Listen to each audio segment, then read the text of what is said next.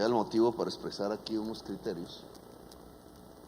Lo que nosotros creemos debe ser el derrotero en los próximos 4 años, alrededor de una política pública de servicios públicos domiciliarios. Me tocó vivir, siendo congresista, el traslado de un modelo a otro, en los 92, 93, 94, gobierno de César Gaviria, mi primer periodo en el Congreso, las principales leyes que hoy rigen el mercado de los servicios públicos se hicieron en esos 2 años, ley 142, servicios públicos, la ley eléctrica, la ley de telecomunicaciones y otras. En aquel entonces yo me opuse a esas leyes, no. El cambio del modelo más o menos tenía que antes de esas leyes los servicios públicos no eran un mercado. Y lo que hicieron estas leyes fue hacer de los servicios públicos unos mercados, obviamente como todo mercado, con sus tasas de ganancia. Antes, al ser básicamente la estructura del servicio público municipal, estatal en general, fue carcomido por el tipo de política que generaba la sociedad colombiana, profundamente clientelista en ese entonces. Y llevó a muchas de las empresas públicas a la quiebra y algunos hechos de corrupción, como el Guavio, por ejemplo, que recuerda aún, que palidecerían como hechos de corrupción ante los presentes hechos de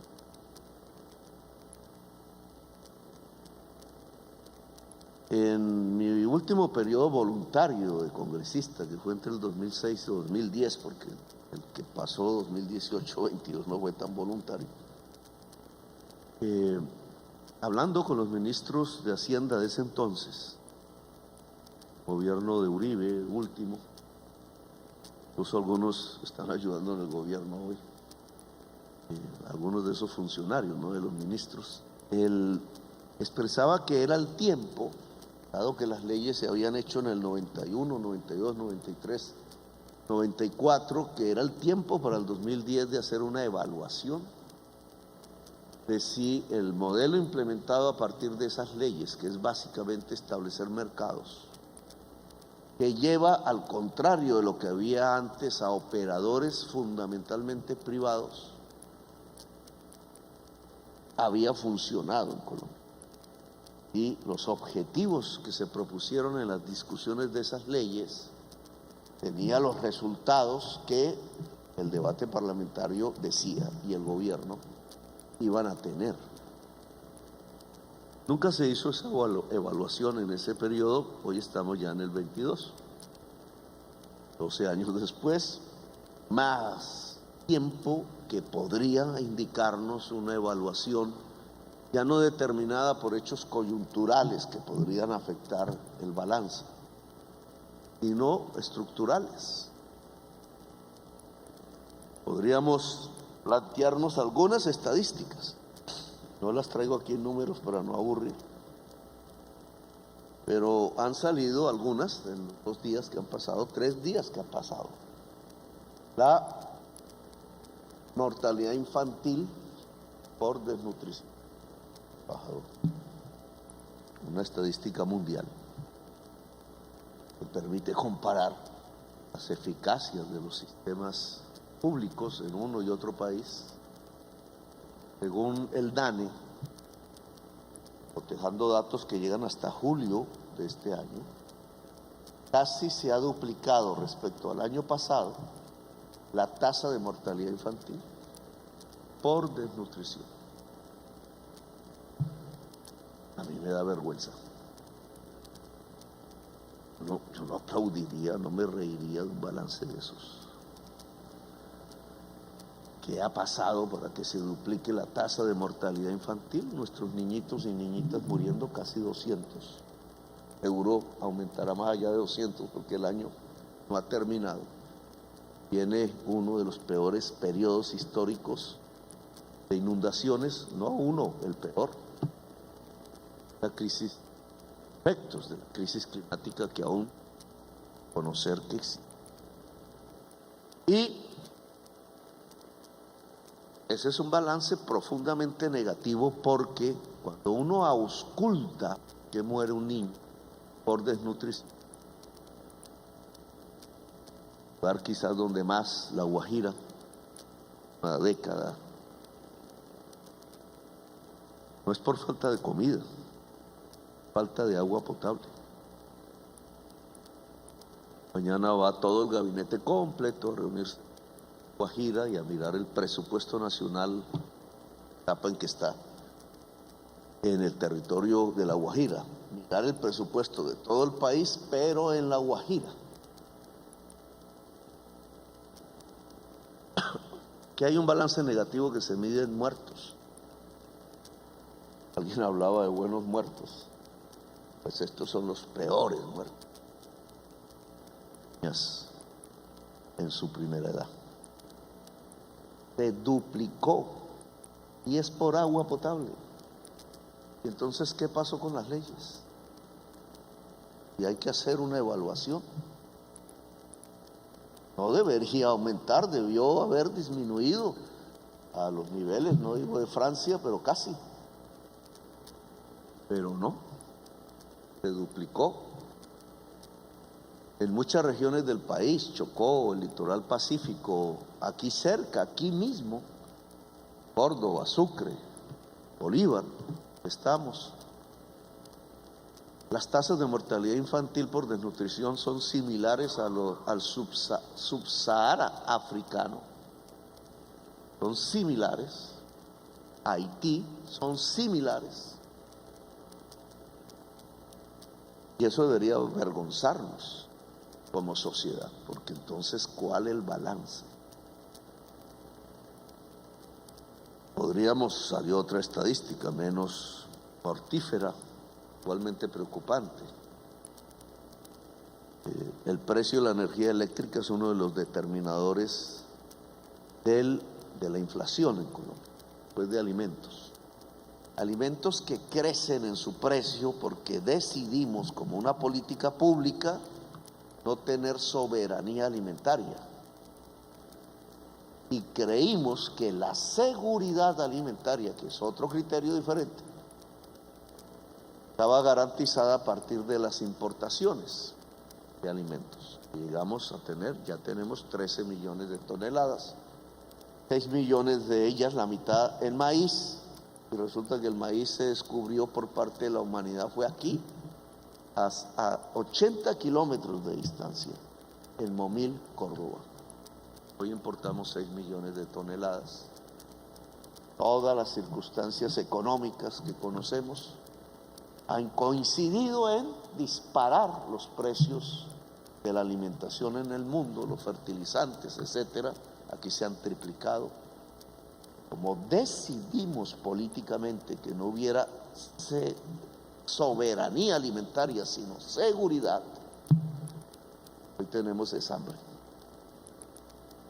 Y hace crecer las tasas de mortalidad infantil, y las tasas de mortalidad aumentan. Entonces la prensa dice casi 200 niños en el año. Claro, alguien despreocupado y un poco de ideas bajas podrá decir que eso no es mucho. Es un indicador reflejo de que entonces una enorme proporción de la niñez colombiana tiene hambre hoy, aún sobreviviendo. Es decir, se está comiendo su cerebro irremediablemente, irreversiblemente, su masa muscular, para poder estar vivo. Eso significa que las tasas de hambre de la sociedad en general han aumentado. Y que estamos hablando de millones, de decenas de millones de personas con hambre. Muchas de esas en esta ciudad, por ejemplo, estamos hablando. Pero en una situación así, entonces aparece el segundo gran gasto de cualquier hogar pobre, después de comprar la comida, Y entonces los servicios públicos se han disparado. No tanto, pero casi. Y si ponemos la tarifa de energía eléctrica del Caribe, más que los alimentos. El gran jalonador de la pobreza en el Caribe, las tarifas de energía eléctrica. 44, 49%, Santa Marta, 40% de incremento en un año. ¿Y por qué? ¿Acaso es que la operación de la energía eléctrica en Colombia necesita bienes importados que por la caída del peso colombiano pues se encarecieron? No, mayoritariamente usamos agua y unas turbinas que compramos hace tiempo. Y la operación es casi automática, es que el agua pasa por la turbina y genera la energía y va a la red. Y esa es la mayor parte de la generación de energía eléctrica de Colombia. Entonces, ¿por qué crece? Peor aún,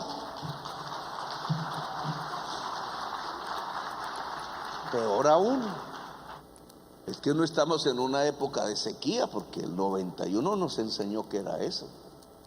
Hasta que racionamos energía eléctrica en ese periodo, cambiamos otra parte del modelo. Pero aquí lo que tenemos es lo contrario. Salgan de Cartagena un poquito y verán un paisaje dantesco, en crecimiento. Las inundaciones, los embalses repletos, Hidroituango, de lo cual no voy a profundizar porque es el debate que significa. Hidroituango es una represa, un embalse hecho sin sifón. Y cualquiera que tenga una bañera en su casa, que creo que todos ustedes tendrán, saben que lo primero que un ingeniero, no se necesita ni ingeniero, sino un ruso, como llamamos nosotros, un ruso, sabe es que cualquier embalse en la casa de agua tiene un sifón que se pone abajo, no arriba. Lógica elemental. Nosotros tenemos uno de los mayores embalses de Colombia sin sifón abajo y sacando el agua por arriba, con un peligro, una espada de Damocles sobre este territorio, el Caribe colombiano. Vamos a permitir, porque los permisos de una serie de circunstancias ajenas a nuestro gobierno lo habían dificultado, que por lo menos para paliar la emergencia se pueda soltar agua un poco más abajo en la casa de máquinas. Es decir, que las turbinas empiezan a generar energía eléctrica, pero ojo el motivo. No es porque con eso evitamos el enorme hecho. Las explicaciones los dará la prensa, los organismos de control, de hacer un embalse de esa dimensión sin sifón, sino porque estamos mitigando el daño. Es decir, al bajar la altura del agua y en salida, paralelamente a ese enorme chorro que sale por arriba, estamos mitigando daños tanto de la represa como de la posibilidad de un desastre aguas abajo. Con un río Cauca cada vez más poderoso, y en estos 3 meses será cada vez más poderoso. Bueno, y entonces, ¿qué pasa con la energía eléctrica? A ver, ¿qué pasa? Yo diría, si leo teoría económica, me están criticando que ponga estos temas, Carlos. Ayer dijeron, ¿y qué tiene que ver la posibilidad de inundación del canal del dique con la crisis climática? Mira, cogí la cabeza. Ni más ni menos, una solución ingenieril, por ejemplo en el canal del dique, ya que estamos situados en la zona, si se piensa simplemente haciendo la memoria en el pasado de los comportamientos del agua, la huella hídrica, fracasa, como ya fracasó la obra en el canal del dique del 2010. No nos preguntamos, ¿y qué pasó con la inversión del 2010? Por 1.6 billones de pesos. O la que se hizo en La Mojana por una cantidad similar en el 2010 y que ya no sirve, porque La Mojana está inundada. Bueno, digamos, hemos hecho una propuesta alrededor del tema, pero la primera consiste en que las obras de ingeniería y nuestros ingenieros y ingenieras deben adaptar este chip nuevo a sus proyecciones matemáticas.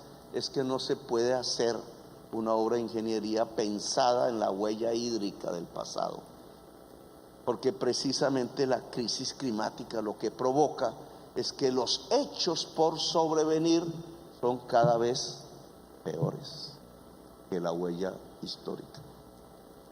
La ingeniería tiene que hacer los grados, llamémoslos así, de error, poner los grados de mitigación del riesgo mucho más amplios de lo que antes teníamos para hacer obras de ingeniería que tengan que ver con la contención del agua, lo cual los hace más caros. Pero vuelvo al tema, ¿por qué si están los embalses llenos, la energía eléctrica es de las más caras de América y hoy es el gran jalonador de la inflación en Colombia? Teoría económica: una empresa en competencia, y esa era la idea de las leyes de los años 90, ve, observa y experimenta que los precios relativos a los cuales vende sus mercancías cada vez son menores, porque eso es lo que se llama la productividad. En el capitalismo, si no se aumenta la productividad, se desaparece como empresa. Y el incremento de productividad lo que trae es una reducción cada vez más amplia de los precios. Es por eso que cuando yo era un niño, mi familia no podía comprar un televisor, tenía que ver en blanco y negro el de mi tía. Y hoy cualquiera tiene un televisor en pantallotas alta definición, en colores. ¿Por qué? Porque esos precios han caído relativamente por el incremento de productividad en esa rama productiva, y así con todo. Por eso las sociedades se llamaron a sí mismas sociedades de la abundancia. Por eso entrar a un supermercado para un ciudadano promedio en Estados Unidos, europeo, eso es muy interesante, porque ellos pueden comprar lo que quieran con los ingresos de un trabajador, porque en Colombia no. O sea, porque tenemos que ver entonces un sector eléctrico que no está disminuyendo sus precios relativos, sino está aumentando. Eso significa ineficiencia. Eso significa que si el mercado actuara libremente, muchos operadores deberían salir del mercado. Eso significa que las leyes que se aprobaron 91 o 94 no han cumplido su objetivo. No tenemos incremento de coberturas suficientes de agua potable y nuestra energía eléctrica no disminuye en su costo relativo. Y si habláramos de conectividad, ni hablemos. América Latina tiene un promedio de conectividad, no vista por números de celulares, que esa es una manera de estafar a la gente en la información. Celular, si no hay red, pues sirve para tres cosas. Eso no es el medidor de la conectividad.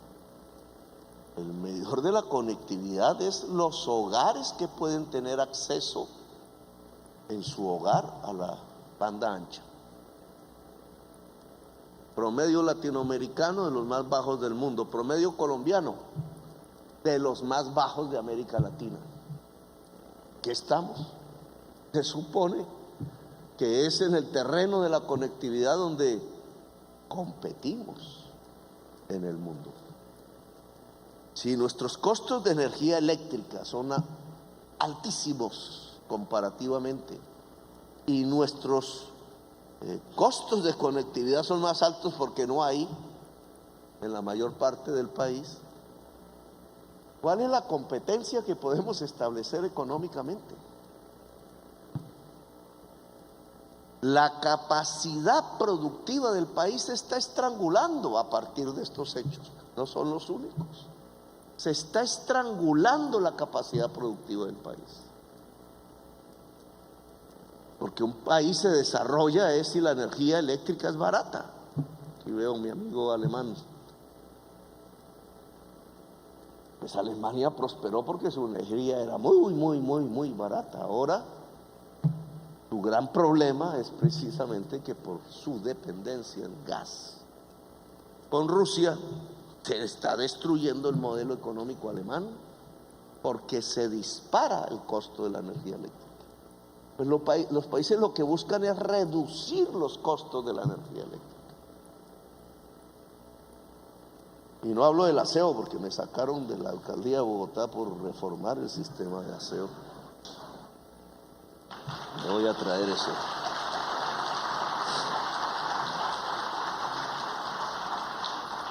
Pero de ahí sí se extrae una lección hacia ahora. Es que nosotros metimos 14.000 operadores de aseo, los antiguos recicladores humildes de la ciudad. Ese fue el pecado. Claro, eran 4. La ley, decían, la ley de servicios públicos determina que son las áreas exclusivas de concesión. Y la ley nunca decía por ningún lado que los recicladores pudieran, por miles, ser operadores de servicios públicos, domiciliarios, porque el aseo es domiciliario. Quién sabe si están aquí. Pero entrar 14.000 determinó que la tarifa del aseo se cayó, a pesar de que nos tocaba remunerarlos de la tarifa. Pero en lugar de aumentar la tarifa, que era lo que esperábamos, se redujo sustancialmente. ¿Por qué? Porque los 14.000 entraron a competir por la recolección de residuos, en este caso reciclables, con las 4 empresas exclusivas que terminaron saboteando el modelo.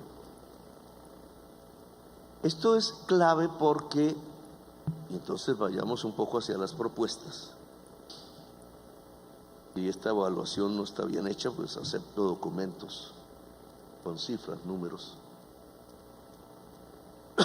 Porque si miramos la situación hoy, incluso derivada del post-COVID en el mundo, una Francia que nacionaliza su empresa, no recuerdo si fue energía, una Alemania que le pone impuestos a los beneficios extraordinarios de las generadoras de energía eléctrica, bajo el modelo alemán. Una España que hace lo mismo, porque miran que a partir de los hechos del COVID, de la guerra, etcétera, se generó una especulación alrededor de la energía eléctrica que disparó sus tarifas, y entonces la medida pública tomada es impuesto a las ganancias extraordinarias de los generadores de energía eléctrica en Francia no, en Alemania, en España y en Francia incluso la nacionalización de una empresa. Hay un cambio de paradigma, no sabemos bien cómo, pero que hay un cambio. No es el mundo de las leyes 142 de energía eléctrica, etcétera, el paradigma con el cual hoy se está moviendo el mundo, lo cual implica rehacerlo. Ahora, ¿qué creo yo? Y me puedo equivocar. ¿Hacia dónde va el nuevo paradigma? Hacia recuperar el papel del Estado, sin sacar, como sí se hizo antes del 91, los operadores privados. El Estado debe conducir la máquina. Como no puede solo, los operadores privados pueden ir ayudando y complementando hasta lograr no que se venda mucho, sino que el servicio público simplemente es un instrumento para garantizar un derecho universal. Estamos en un terreno que no es el del mercado. El mercado no se propone eso. El mercado de camisas se propone vender camisas al que pueda comprarlo, punto. Moverse en las modas para ver si llega y coincide con los gustos de la gente. Pero aquí no estamos hablando de mercados al estilo de vender camisas. Estamos hablando de derechos universales, derecho universal al agua potable, porque si no uno se muere. Luego eso no es del mercado. ¿Quién dijo? Dijo mi ex colega Camilo que 1 millón se reconectaron en este periodo del COVID, que nunca debieron desconectarse. Pues, ¿qué es? No me acuerdo, estaba hablando de energía eléctrica, pero ¿qué es desconectarse de la energía eléctrica en el mundo del siglo XXI? Cuando eso es un derecho en realidad. ¿Qué sería desconectarse del agua potable? Pues yo creo que millones están desconectados del agua potable hoy. Por eso se están muriendo los niños. Luego el modelo tiene que ser diferente. No sé si el Congreso dé para hacer estas transformaciones, porque son de ley, serán presentadas el año entrante. Pero el arquetipo de esas leyes es que el Estado conduce. No quedó el mundo del mercado de servicios públicos privatizado por completo. Hay operadores públicos, hay operadores privados, los públicos con la misma lógica de los privados. Es lo que tenemos hoy. Hay un ISA, hay un Ecopetrol por allá, hay una EB en Bogotá, hay una EPM, etcétera. Hay unos operadores fuertes de carácter público y hay unos operadores fuertes de carácter privado. Pues esa operación pública tiene que tomar la iniciativa. No sé si bajo forma empresa, por ejemplo en agua potable me preocupa que sea bajo forma empresa, porque empresa es una forma mercantil, sirve para eso, para el mercado, y el agua potable no es un mercado, no puede ser un mercado, menos en crisis climática, menos. Luego las formas de garantizar el agua potable en Colombia deben variar. No puede ser el modelo antes del 91, que sabemos no funcionó, tampoco el actual. Entonces garantizar el derecho al agua potable aquí se nos vuelve un asunto de inversión pública.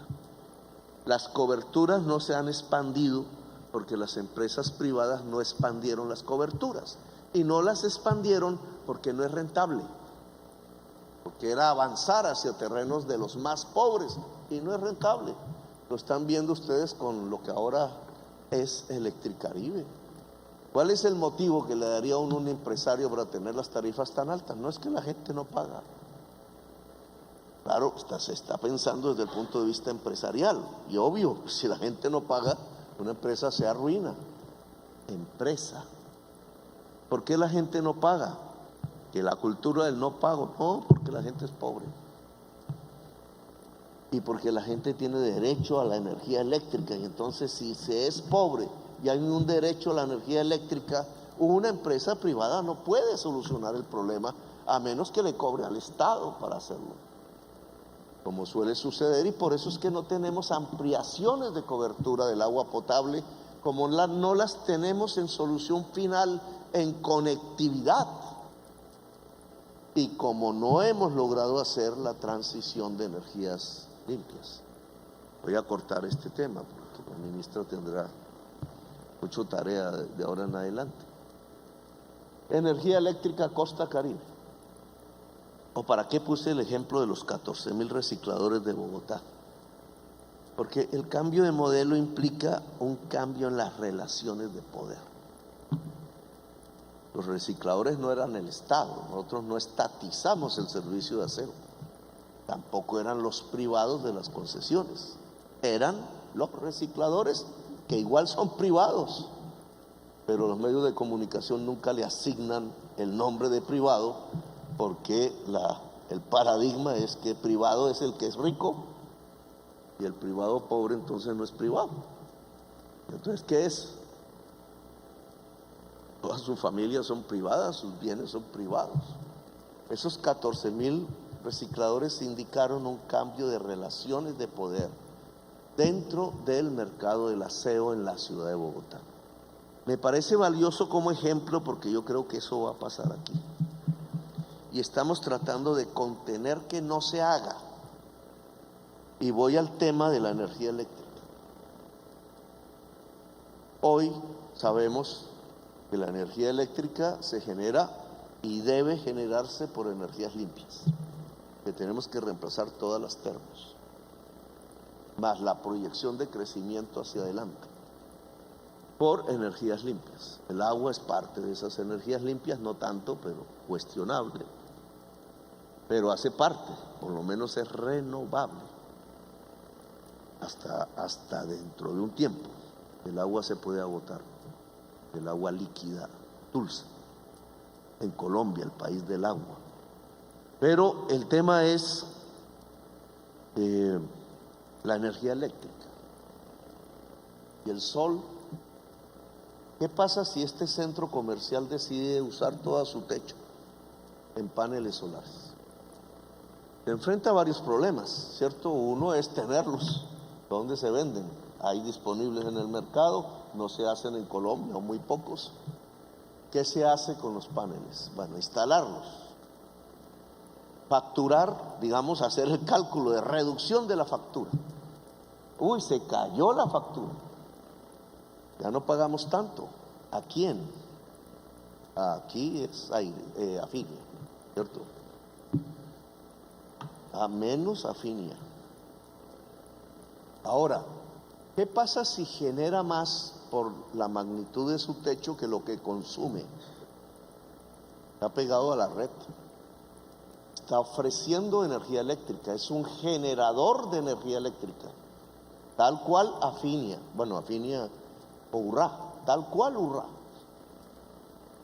¿Le permiten? ¿Le pagan? ¿Le ofrece su energía sobrante a la red? ¿Le pagan? No, le ponen trabas. Le ponen trabas para hacerlo.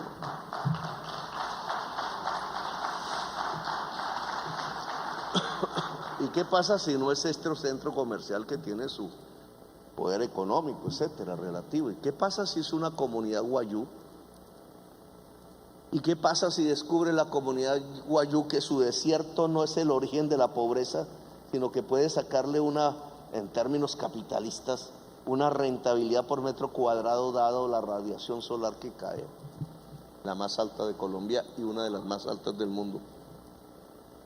Le quitamos el territorio a los guayú para que una empresa entonces genere allí la energía eléctrica, o nos asociamos con los guayú,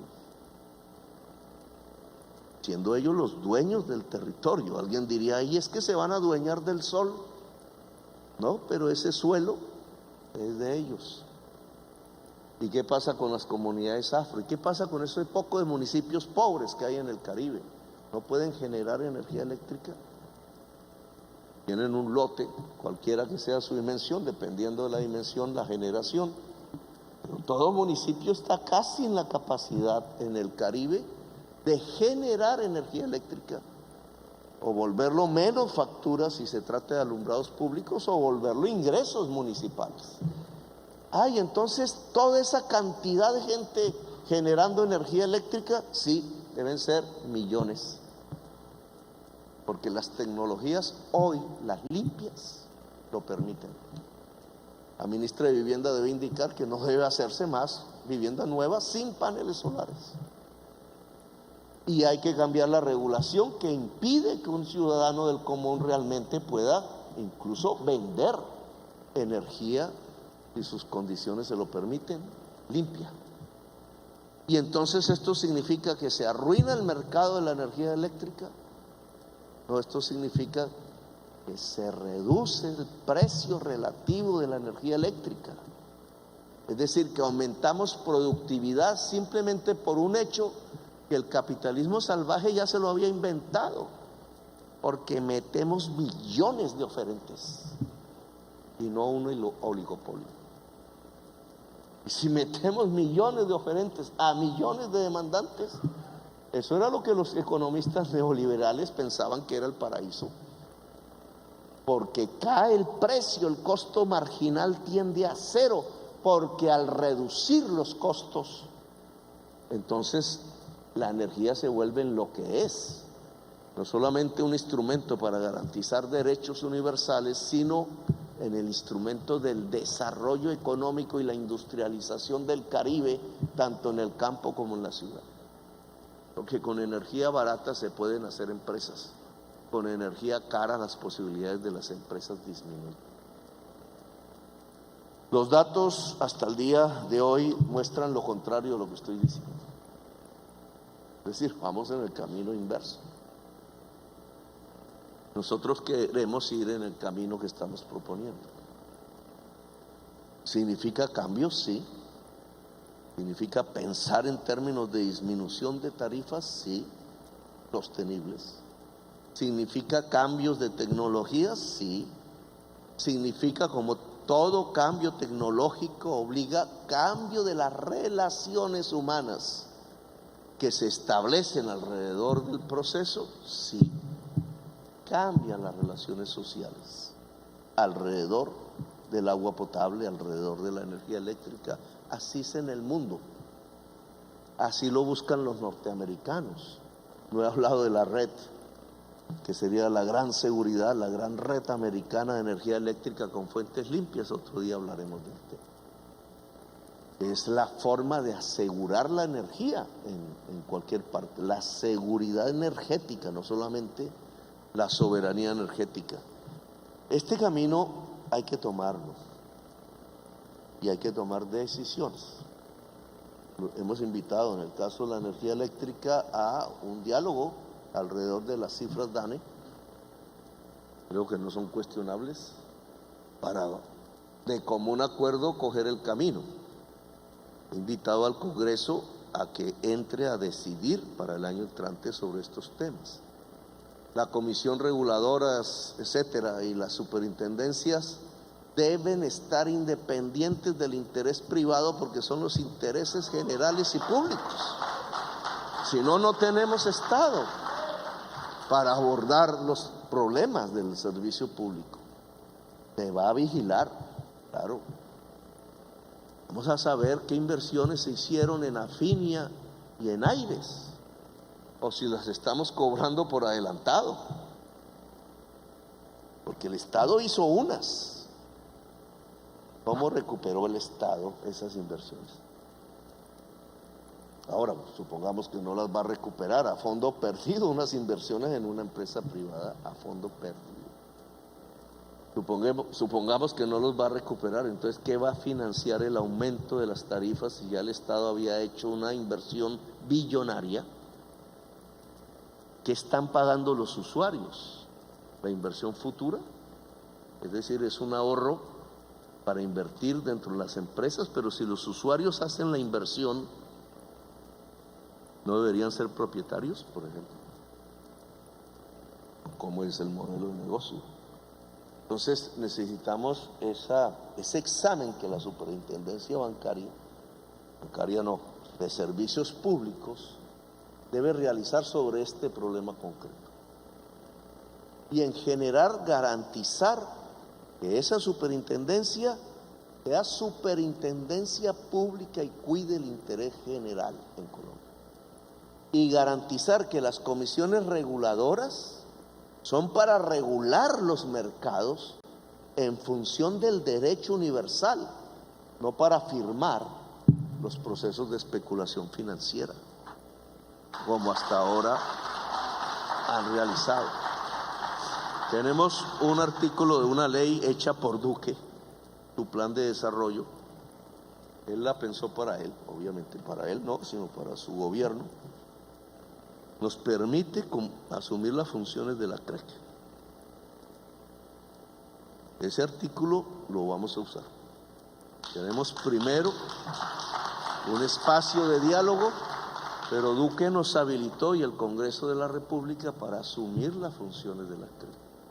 Y esas funciones deben mostrar la adecuación de un nuevo modelo, que obviamente hay que evaluar permanentemente, en donde lo público y lo privado se puedan aliar, sabiendo que el servicio público solo es un instrumento para garantizar un derecho universal y por tanto no funciona exactamente como un mercado, Tampoco vamos a estatizar los servicios públicos. Vamos a entrar un nuevo componente, tanto en conectividad como en energía eléctrica, como en agua potable. Ese nuevo componente se llama comunidad. En el programa de gobierno hablamos de las comunidades energéticas. Yo creo que nadie le puso mucho cuidado, que seguramente eran asociaciones para tomar vitaminas. Las comunidades energéticas son las generadoras de la energía eléctrica, a las cuales hay que darles cabida en todo el territorio nacional para hacer el tránsito hacia las energías limpias. Bueno, gracias, muy amables por haberme escuchado. Estaremos dialogando permanentemente.